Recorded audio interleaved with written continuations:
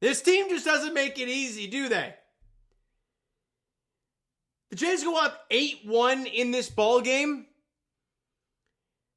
and it feels like hang on for dear life to a 12-9 victory over the Cincinnati Reds today, and even up this series at 1 game apiece. This game is massive for so many reasons. Yankees, well, they're up 6-0 right now. Pretty confident they're going to win that ball game. Red Sox already won. Right? So those, you got to do your job. You cannot allow them to gain another game on you. So you don't. You win the ball game. You're still 2.5 up on both teams. Okay. The Tigers lost. So the Jays all of a sudden have the best record in the American League again. Like, what? They've played 500 ball the last 34 ball games. How are they have the best record in the AL? Okay, fine.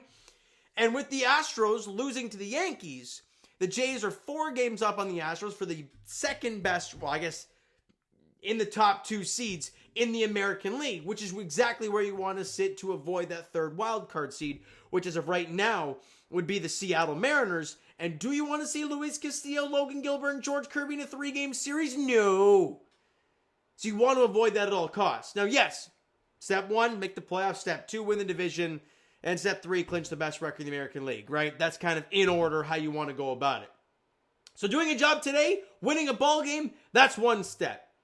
Now, it wasn't pretty by any means, but job done. And we found out before the ball game that Nick Lodolo was sick and was not going to start today. So we see Scott Barlow come out to pitch and immediately gives him a solo shot to George freaking Springer. And it's a 1-0 Jays lead right out of the gate. Bang, 1-0. Exactly what you wanted to see if you're the Blue Jays. Nathan Lucas flies out, and then Barlow completely loses the zone.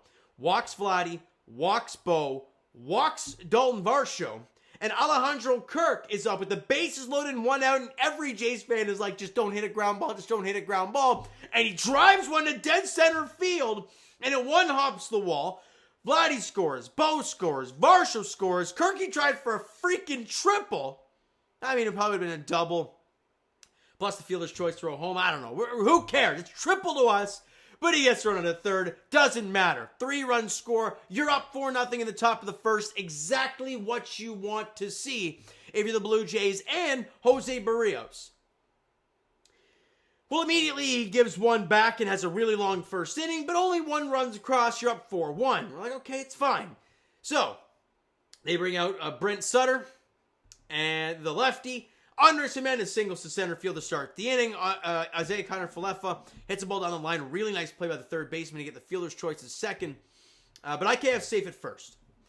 Then George Springer dumps one into right field for a base hit. IKF goes to third on the play, so you have guys in the corners.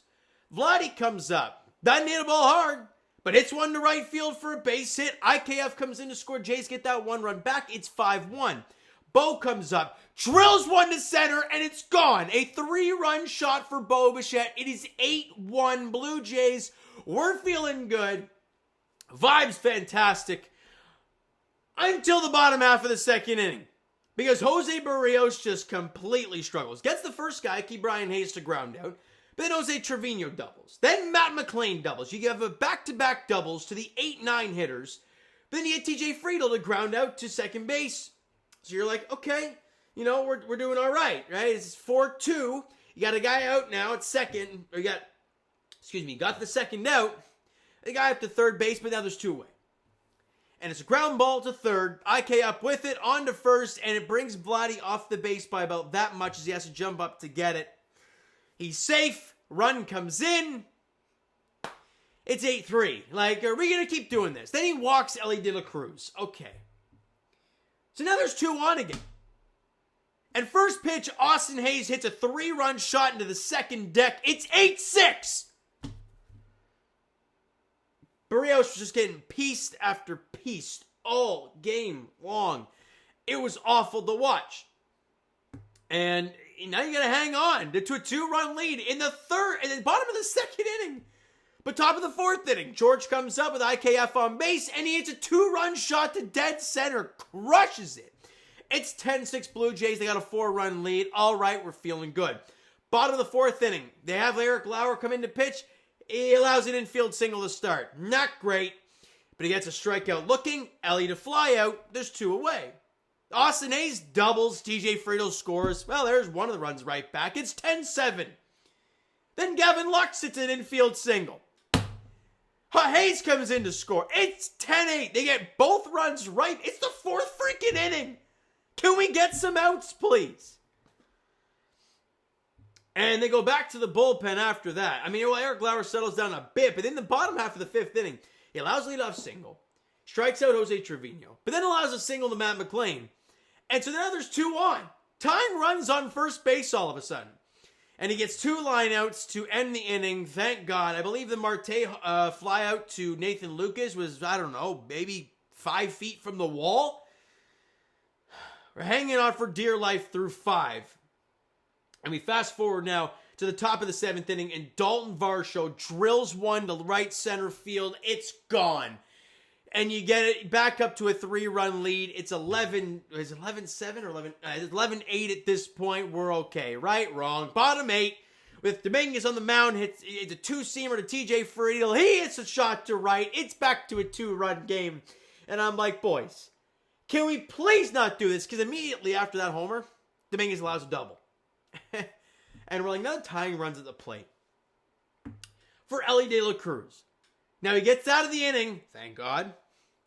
And then the top of the 9th inning, I mean, I'm not even going to describe the inning. Bottom line, ball goes off Trevino's glove with Vladdy at third. Great job stealing by Vlad to catch up on former Blue Jay farmhand Josfer Zuvaleta. Not paying attention to second base, and Vladdy takes third. And then on that wild pitch, he comes in to score to give you that 3-run cushion. It's 12-9, and the bullpen does the rest. Jeff Hoffman, hey, I like this stuff today. An infield single. Other than that, it was a great play by IKF, but it's an infield single, but nothing more. He was great. He did his job. Face the bottom of that lineup, you got to do your job. Now, that bottom lineup had tortured the Blue Jays in this ball game. Ke'Bryan Hayes, 2 for 5. Jose Trevino, 2 for 4. Matt McLain, 2 for 4. I think Ke'Bryan Hayes had 3 hits yesterday, too, including one of the hits in that rally in the 9th inning. So, did a job. I mean, it wasn't pretty at all, but you did a job. You pick up win number 80. You're back to 21 games over 500. And as I said at the top of the video, they are 17-17 in the last 34 games. You cannot keep this mediocrity up. You have to start stringing wins together. And tomorrow's a big one for a lot of reasons, all right? So we'll break that down in a second. Key players today, George Springer, as per usual, 3 for 4, 3 runs scored, 3 RBIs, 2 bombs for George Springer. And with his 26th home run being the second homer of the ballgame, that is the most homers he's hit in a Blue Jays uniform in a single season. This dude has just been incredible. He really has. Vladimir Guerrero Jr., I mean, he had 3 hits, I guess, right? 3 for 4, walked once, scored 3 runs, drove in a run. But let's be honest, if you watch the game, I don't think anything was hit over 90 miles an hour. It didn't feel like. But who cares? I guess that makes up for all the screamers he hits right at guys, right? Baseball. Bo Bichette, 1 for 4, don't care. 3-run shot and scored 2 runs because he walked once as well. Bo Bichette's really starting to walk a lot more, hitting .310 on the season is Bo Bichette. Dalton Varsho, 1 for 4, again, don't care. Hit a bomb, scored 2 runs, walked once to Varsho, and Alejandro Kirk got on base 3 times. 2 for 4, walked once, drove in 3 runs. Have a day, Kirky. And your bottom half of the lineup didn't really do much for you. Andres Jimenez, 1 for 3. Oh, Ty France comes off the bench for Andres Jimenez. We'll kind of get an update on what's happened with him there. But comes off the bench and hits a double and then gets pinch ran for. Stud. 12 hits for the Blue Jays in this one. They struck out 10 times, walked 4 times. And pitching-wise, Jose Berrios, it's a problem. It really is. 2 innings, 5 hits, 6 runs. Only 2 were earned, so it doesn't look as bad, but he was awful. Right? The IKF error really did, but you want to be able to pick him up. As a guy making that much money, you got to be able to pick up your guy. Instead of caving in and allowing a 3-run shot and 6 runs over 2 innings. It's not good enough. Struck out 2, walked 2. Not good. Dylan Tate settled things down a bit. Went an inning, allowed a hit, got a strikeout, nothing more. Eric Lauer, 2 1/3, but man, he just struggled. 5 hits, 2 runs, both were earned, struck out 2. And then these guys. As much as Dominguez gave up the solo shot, these guys were fantastic. Louis Varland Back-to-back outings where he's been stud muffin material. An inning and 2/3, 1 hit, punch out, nothing more. Dominguez, inning, couple hits, right, the homer and the double, but settled down, didn't let it waver, couple punch outs. And Jeff Hoffman, clean inning, allowed the infield single, got a couple strikeouts, got 1 strikeout, and save number 30 on the year for Jeff Hoffman. Back-to-back clean innings for him. He's needed that. And the Blue Jays needed this victory. They absolutely, desperately needed this victory. And tomorrow, before you go to Yankee Stadium to take on the Bronx Bombers, who have been playing some great ball recently, Shane Bieber gets the bump. Do I agree with it fully that Bieber's not going to be facing the Yankees? Not really. But he's pitching tomorrow against Zach Littell. Now, is Lodolo going to pitch tomorrow? Are they going to push Littell back? I don't know what's going to happen. But what I do know is that Shane Bieber gets the ball for the Blue Jays, and I got one thing I need to say. He has been an ace in his first 2 outings for the Toronto Blue Jays. He absolutely has. 5 1/3, 5 hits, 2 runs, 6 punch-outs, didn't walk anybody. And obviously his debut against the Marlins, 6 innings, 2 hits, 1 run, struck out 9, didn't walk anybody. You need 6, 7, God forbid, 8 innings from Shane Bieber tomorrow and win a ball game tomorrow because you want to go into that Yankees series with your bullpen ready to go. God forbid Bieber, God touch wood, that he doesn't completely struggle tomorrow. And you got to use your bullpen guys like Dominguez, Varland, Hoffman, back-to-back days, and then they're unavailable in game 1 of the Yankees series. That's not what you want to see. You want to see Bieber go out there, shove, Jays get some early offense, we're good, and then have to use a guy like Tommy Nance or Ryan Baraki. Guys like that, that's what you want to see tomorrow.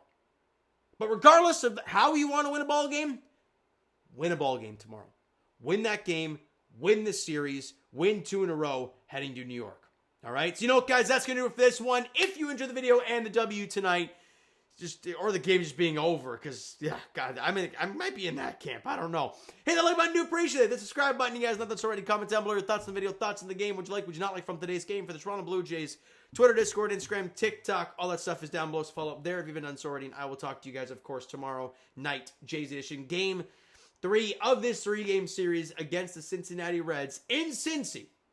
All right, looking for win number 81 on the season and get back to the high water mark at 22 games above 500 and win another series. I may have already said that. I don't know. I'm tired. Shane Bieber, Zach Littell is the pitching matchup there at Great American Ballpark in Cincinnati, Ohio. Thank you so much for listening and watching. I hope you enjoyed the video and the dub tonight. Talk to you guys then.